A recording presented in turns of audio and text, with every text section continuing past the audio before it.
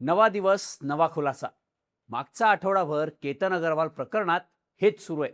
सुरुवातीला दावे प्रतिदावे, कुटुंबाचं म्हणणं आणि सिया गोयल चेतन चौधरीच्या चौकशीत समोर येणारी माहिती, याच गोष्टींची चर्चा होती. पण आता या प्रकरणात कोर्टात युक्तिवादाला सुरुवात झाली आहे. सिया आणि चेतनला 29 जूनला कोर्टात हजर करण्यात आलं.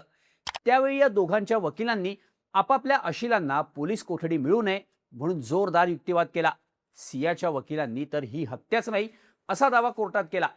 पण या सगळ्यात काही माध्यमांनी सियानं केतनकडून 1 कोटी रुपये घेतले आणि ते आपला प्रियकर चेतन चौधरीला दिले असा दावा केलाय. हा 1 कोटींचा विषय नेमका आहे काय? कोर्टात नेमकं काय घडलं? सियाच्या भावानं वकिलानेच आपल्याला धमकी दिली असा आरोप का केलाय? पाहूयात या व्हिडिओमधून. नमस्कार, मी शार्दूल आणि तुम्ही बघताय बोल व्हिडिओ. सगळ्यात आधी बोलू 1 कोटीच्या विषयाबद्दल. काही माध्यमांनी सूत्रांच्या हवाल्यानं दिलेल्या बातम्यांनुसार पोलिसांच्या चौकशीतून 1 कोटी रुपयांचा खुलासा झाल्याचा गौप्यस्फोट केलाय. सियानं केतन अगरवालकडे आपल्याला लग्नाच्या खरेदीसाठी आणि तयारीसाठी पैसे हवेत असं म्हणत 1 कोटी रुपयांची मागणी केली होती. लग्नाला मोठा खर्च होत असल्यानं केतनने सुद्धा तिला ही रक्कम वेगवेगळ्या टप्प्यात दिली. एनडीटीव्हीने दिलेल्या बातमीनुसार केतनकडून 1 कोटी घेतल्यानंतर सियानं ते खरेदीसाठी किंवा तयारीसाठी वापरले नाहीत, तर आपला बिझनेस सेट करण्यासाठी प्रियकर चेतन चौधरीला दिले होते. त्यामुळेच हा सगळा सुनियोजित कट असल्याचा दावा आता करण्यात येतोय. महत्वाचं म्हणजे चेतन आणि सियाने केतनची हत्या केल्यानंतर 3 वर्षांनी लग्न करायचं ठरवलं होतं. बदनामी आणि संशय टाळण्यासाठी त्यांनी हा 3 इयर प्लॅन आखला होता असाही दावा करण्यात येतोय. यासोबतच सिया आणि चेतनने केतन अगरवालला खाली ढकलून देताना एक सिग्नल ठरवला होता. सिया पाणी प्यायला किंवा शूजची लेस बांधायला खाली वाकली की चेतननं केतनला धक्का द्यायचा असं या दोघांनी ठरवलं होतं, जेणेकरून केतन खाली पडताना सियाचा आधार घेऊ शकणार नाही आणि या राड्यात सियाला कुठलीही दुखापत होणार नाही याचा विचार या दोघांनी केला होता. चेतन आणि सिया जोधपूरला गेल्याचंही समोर आलं होतं. याबद्दल स्वतः सियाच्या आईनेच खुलासा केलाय. त्यांचं म्हणणं आहे की सिया एका मैत्रिणीच्या लग्नासाठी तिथे गेली होती. त्यावेळेस चेतन तिथे तिला भेटला. हे दोघं एकत्र गेले नव्हते. त्यामुळे एका बाजूला सियाच्या वडिलांनी केलेला चेतन कोण आहे माहीत नाही, त्याचं नाव पहिल्यांदा ऐकतोय हा दावा, आणि दुसऱ्या बाजूला सियाच्या आई आणि भावानं चेतन आणि सिया भेटायचे याबद्दल दिलेली माहिती या प्रकरणात ट्विस्ट आणणारी आहे. 29 तारखेला सिया आणि चेतन या दोन्ही आरोपींना कोर्टात हजर करण्यात येणार होतं. त्यामुळे कोर्टात काय युक्तिवाद होतो याकडे सगळ्यांचंच लक्ष लागलं होतं. सुनावणीच्या काही वेळ आधी सियाचा भाऊ साहिल गोयलनं माध्यमांना प्रतिक्रिया दिली. त्यावेळी तो म्हणाला की ॲडव्होकेट आशुतोष श्रीवास्तव यांनी मला धमकी दिली आहे. ते स्वतः सियाचे वकील आहेत असा दावा करतायत. त्यांनी जेलमध्ये असताना सियाची सही घेतली असावी, पण आम्ही ॲडव्होकेट दुशिंग यांच्याकडं सियाचं वकीलपत्र दिलेलं आहे.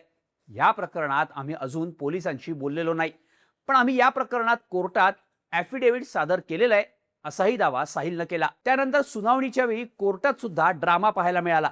सियाची बाजू मांडण्यासाठी ॲडव्होकेट आशुतोष श्रीवास्तव आणि ॲडव्होकेट विपुल दुशिंग हे दोघंही उपस्थित होते. आधी श्रीवास्तव यांनी सियाची बाजू मांडली, पण अचानक सिया उठून उभी राहिली आणि ॲडव्होकेट दुशिंग हे माझे वकील आहेत असं तिनं सांगितलं. या प्रकरणाची कोर्टात बरीच चर्चा झाली. सियानं थेट कोर्टात उभं राहून आपलं म्हणणं मांडल्यानं आणि वकिलांबद्दलच दावा केल्यानं अनेकांच्या भुवया उंचावल्या.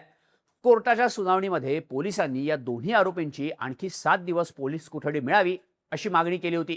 पोलिसांचं म्हणणं होतं की या 2च आरोपींनी कट रचला की यात आणखी कोणाचा सहभाग होता याचा तपास करायचा आहे. आरोपींकडून गुन्हा करण्याच्या पद्धतीची पडताळणी करायची आहे, म्हणजेच पुन्हा एकदा सीन रिक्रिएट करायचा आहे. या 2 आरोपींनी लोहगडावर इतर लोकांशी संवाद साधलाय. प्री वेडिंगसाठी जात असताना सियानं केतनचा पासपोर्ट फेकून दिलाय. या दोघांनी किल्ल्याची रेकी केली आहे का? सोशल मीडिया साईट्सचा वापर केलाय का? त्यांनी मोबाईल नातेवाईकांकडे दिला होता त्यावेळी काही डेटा डिलीट केलाय का? याचा तपास करणं बाकी असल्याचं पोलिसांनी न्यायालयाला सांगितलं. सोबतच चेतनचे कपडे हस्तगत करायचे, तांत्रिक तपास बाकी आहे. या आधारावर पोलिसांकडून 7 दिवसांच्या पोलीस कोठडीची मागणी करण्यात आली होती. तर सरकारी वकिलांनी 31 मे, 4 आणि 14 जून यावेळी पण लोहगडावर जाऊन हत्या करण्याचा कट झाला होता. त्याचं प्लॅनिंग कुठं झालं हे तपासायचंय. चेतननं तिकीट काढलं नाही. तो कामगार नीरजचा फोन घेऊन गेला. तो लोहगडावर त्यावेळीच आला, म्हणजे कट रचलेला आहे, तपास योग्य दिशेनं झालेला आहे. पण सियानंतर चेतनला घेऊन घटनेचं रिक्रिएशन करणं गरजेचं आहे, अशी बाजू सरकारी वकिलांनी मांडली. पण 7 दिवसांची पोलीस कोठडी मिळावी या मागणीला सिया आणि चेतनच्या वकिलांनी जोरदार विरोध केला. सियाचे वकील ॲडव्होकेट दुशिंग युक्तिवाद करताना म्हणाले, सियाच्या अटकेलाच आमचा विरोध आहे. ही अटक पूर्णपणे बेकायदेशीर आहे. अटकेच्या कारणांबाबत सर्वोच्च न्यायालयाच्या पंकज बन्सल प्रकरणातील निकालाचा आधार घेतला पाहिजे. दोन्ही आरोपींची अटक बेकायदेशीर आहे, याबद्दलचा आमचा अर्ज दाखल करून घ्या. तपास अधिकाऱ्यांनी कुठेही सियानं तपासात सहकार्य केलं नाही असं म्हटलेलं नाही. मी तपासात सहकार्य करते. केतन अग्रवालचा फोन सियाकडे होता, पण तो आधीच पोलिसांकडे जमा करण्यात आलाय. डिजिटल पुरावे पोलिसांकडे आणि माध्यमांसमोर आहेत. मग पोलिसांना आणखी कोठडीची गरज काय? सगळं साहित्य आधी जमा झालेलं असताना आणि फक्त तांत्रिक तपास बाकी असताना पोलीस कोठडी मागण्यामागचं कारण स्पष्टच होत नाही. दरीत पडून मृत्यू झालाय, पण इथं हत्या झाली असं म्हटलं जात आहे. आई वडील म्हणतायत म्हणून याला हत्या म्हणता येणार नाही. हा गुन्हा जामीनपात्र आहे, त्यामुळं पोलीस कोठडी देऊ नये अशी मागणी न्यायालयात ॲडव्होकेट दुशिंग यांनी केली होती. तर चेतनचे वकील ॲडव्होकेट राम शहाणे यांनीही अटक बेकायदेशीर असल्याचा मुद्दा उपस्थित केला. कायद्यानुसार अटकेचं कारण आणि अटकेचा आधार यात फरक आहे. ग्राउंड ऑफ अरेस्ट हे प्रत्येक आरोपीसाठी वैयक्तिक दस्तऐवज म्हणून सादर केले पाहिजे. पण इथं सियाच्या अटकेसाठी दिलेली 1 ते 5 कारणं ही जशीच्या तशी चेतनच्या अटकेसाठी दिलेली 1 ते 3 कारणं म्हणून वापरण्यात आली आहेत. निमित भुता प्रकरणाचा संदर्भ घेतला तर ही अटक बेकायदेशीर आणि चुकीची ठरू शकते. याआधी कोठडी मंजूर करण्यामागे चौकशी दरम्यान आरोपींना समोरासमोर बसवून तपास करणं आणि पंचनामा करणं अशी कारणं होती. पण आता चेतननं घातलेली फुल पॅन्ट त्याच्या घरातून जप्त करण्यात आलेली नाही. हुडी जप्त केलं तेव्हाच पॅन्ट जप्त करता आली असती. त्याची 2 व्हीलर आम्ही स्वतः आणून दिली. पोलिसांनी सांगितलं असतं तर पॅन्टही दिली असती, पण त्यांनी तसं केलं नाही.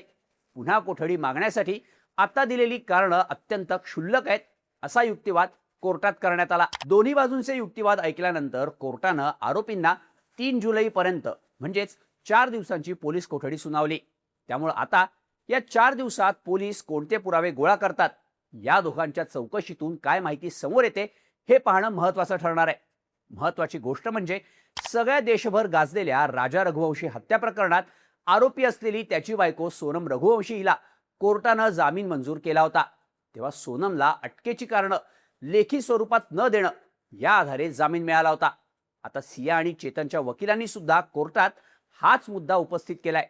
या दोन्ही आरोपींची अटक बेकायदेशीर असल्याचा अर्ज कोर्टात सादर करण्यात आलाय. त्यामुळे आता कोर्टात नेमकं काय घडणार? अटकेची कारणं न दिल्याचा दावा या दोघांच्या सुटकेचा मार्ग मोकळा करणार का, हे पाहणं महत्त्वाचं ठरेल. केतनकडून 1 कोटी घेऊन चेतनला दिल्याचा दावा, ते या दोघांची अटकच बेकायदेशीर असल्याचा दावा, ह्या केसला नेमकं कोणतं वळण लागेल? याबद्दलच्या तुमच्या प्रतिक्रिया कमेंट करून नक्की सांगा आणि अशाच माहितीपूर्ण व्हिडिओजसाठी बोल व्हिडिओच्या YouTube चॅनलला सबस्क्राईब करायला विसरू नका.